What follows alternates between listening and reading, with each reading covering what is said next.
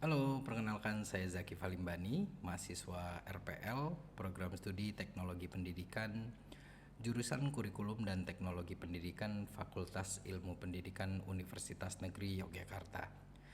Nah, kali ini dalam rangka ujian akhir semester mata kuliah pengelolaan pembelajaran, saya akan memberikan tips dan trik bagaimana pengelolaan pembelajaran dapat terlaksana dengan efektif dengan bantuan learning management system pada jenjang perguruan tinggi. Nah, kita bahas sedikit. Kalau kita ngomongin learning management system itu sangat erat kaitannya dengan e-learning gitu. Nah, menurut Elliot Massey, Cisco and Cornelia tahun 2000, e-learning itu adalah proses belajar via media elektronik, termasuk di dalamnya itu adalah internet, ada intranet gitu, ada audio, video tape gitu, ada interaktif TV, bahkan mungkin dulu itu ada yang pakai CD atau DVD gitu ya. Nah, jadi e-learning ini semua kegiatan pembelajaran yang menggunakan media elektronik. Nah, biasanya di zaman modern seperti sekarang, apalagi di zaman internet, e-learning ini dikirimkan atau di delivery itu menggunakan suatu alat yang namanya learning management system. Nah, learning management system ini memiliki kelebihan atau manfaat itu deliverynya bisa lebih cepat, meningkatkan produktivitas, lebih efektif, lebih mudah, meningkatkan kinerja dan juga berdaya guna gitu ya. Nah, berikut 4 tips dan trik dari saya bagaimana cara memanfaatkan learning management system ini pada pembelajaran di perguruan tinggi gitu ya. Tips nomor 1, kita sebutnya yang namanya micro learning gitu ya. Menurut banyak studi itu manusia itu cuma bisa konsentrasi maksimum selama 20 menit gitu. Nah, menurut pengalaman saya, karena saat ini saya bekerja di perusahaan yang juga mengembangkan learning management system, orang itu nggak bisa lama-lama ngelihat video, ngelihat materi belajar.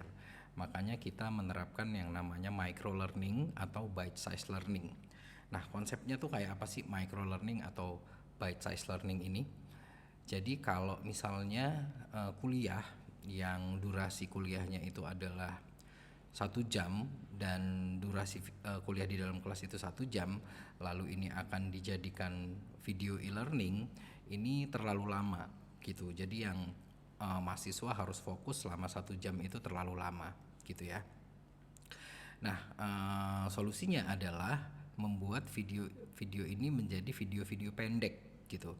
Jadi video-video yang 5 menit atau 3 menit untuk setiap pokok bahasannya. Jadi misalnya videonya adalah 1 jam gitu. Kalau kita bagi misalnya 6 video itu bisa jadi satu videonya 10 menit gitu ya. Atau kita mau jadiin 12 video gitu, masing-masing 5 menit gitu ya. Nah, untuk proses monitoring atau proses pengecekan sampai di mana mahasiswa sudah belajar ini bisa dilakukan dengan cara di setiap akhir video pendek tadi yang 5 menit atau 10 menit tadi diberikan kuis-kuis pendek. Jadi daripada membuat satu kuis dengan misalnya 20 soal, 30 soal, kuisnya juga bisa dibagi dengan cara membagi soalnya ya untuk setiap pokok bahasan di setiap akhir video. Nah, dengan cara seperti ini, mahasiswa itu pertama mereka bisa menyelesaikan secara bertahap gitu.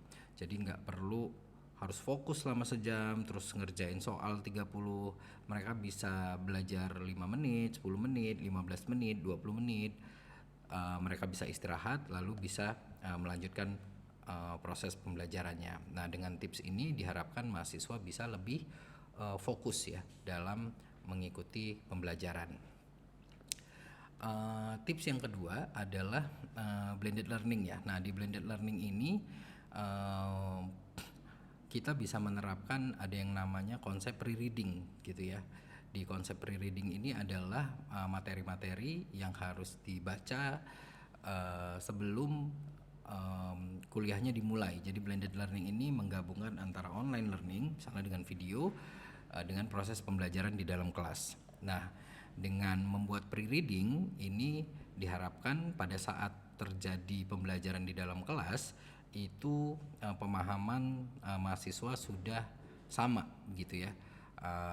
Atau dari dosennya itu bisa tahu mana mahasiswa yang sudah paham, mana yang belum dari pre-reading ini.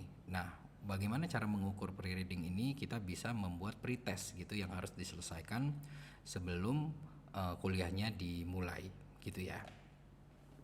Terus yang ketiga adalah social learning ya. Social learning ini proses belajar dengan cara melihat, mencontoh dari teman-temannya gitu. Nah, dari proses social learning ini biasanya banyak LMS itu yang sudah memfasilitasi forum diskusi, memfasilitasi upload video untuk mahasiswanya. Nah, dengan social learning ini diharapkan pembuat materi itu bukan cuma dosen aja, tapi juga bisa melibatkan mahasiswa-mahasiswa yang sudah memahami sebelumnya gitu ya, sudah memahami sebelumnya, dan teman-temannya yang lain itu bisa berdiskusi baik secara langsung maupun bisa tanya jawab di dalam LMS-nya. Tips berikutnya adalah mobile learning. Beberapa LMS memang belum support mobile learning, tapi banyak juga yang sudah support mobile learning. Kenapa? Karena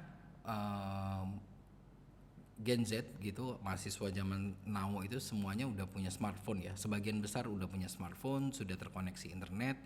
Mereka bisa belajar kapan aja, di mana aja. Mereka bisa belajar bareng sama temennya pakai HP, bisa sambil nongkrong gitu kan. Nggak harus di jam-jam tertentu. Nah, kalau kita kombinasiin yang e-learning tadi, micro learning tadi, blended learning dan social learning ini akan sangat efektif kalau LMS tersebut mempunyai versi mobile-nya. Jadi sambil ada yang nunggu antrian, mereka bisa belajar micro learning, mereka bisa membaca pre-reading atau bisa bertanya atau menjawab pertanyaan-pertanyaan yang ditanyakan, dan ini bisa mendorong proses social learning itu sendiri. Nah, itu dia 4 tips dari saya. Semoga bermanfaat. Terima kasih.